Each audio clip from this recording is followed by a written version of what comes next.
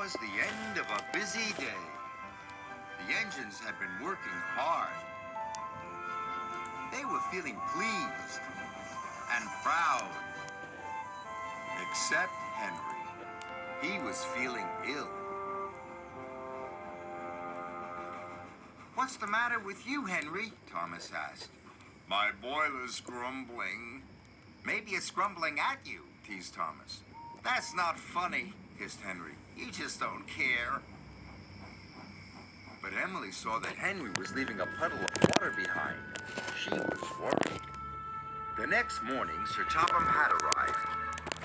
"Thomas, Percy, Henry, I want you to collect some freight cars and take them to the docks." "Yes, sir," cried Thomas and Percy.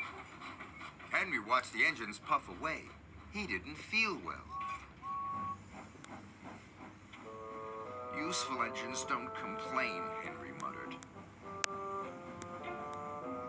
He was leaving water everywhere as he chuffed towards the coaling plant. When Emily saw this, she was more worried than ever.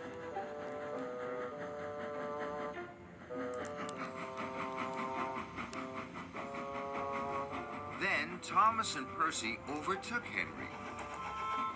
"Hurry up, Henry!" Percy tooted.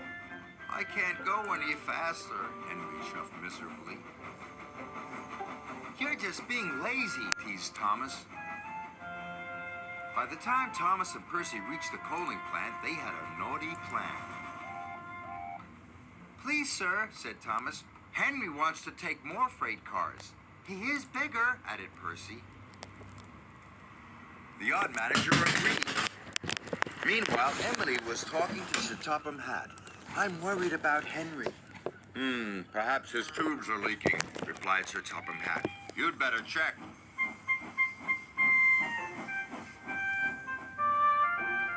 By the time Henry reached the coaling plant, Thomas and Percy had already left.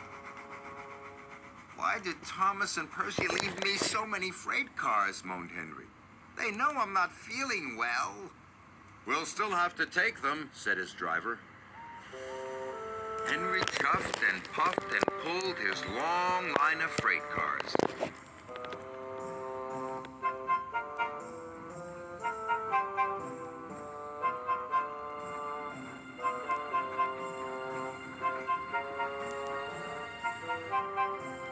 "You can do it, Henry," encouraged his driver.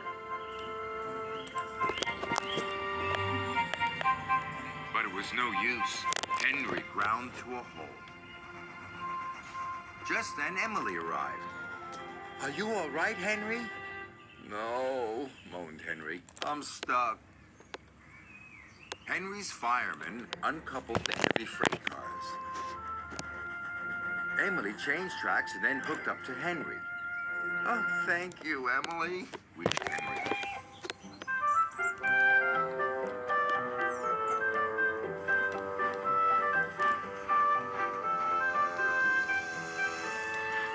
Emily and Henry puffed into the docks. "Well done, Emily," said Sir Topham Hatt. "Thank you, sir." Then he spoke to Henry. "You were brave, Henry.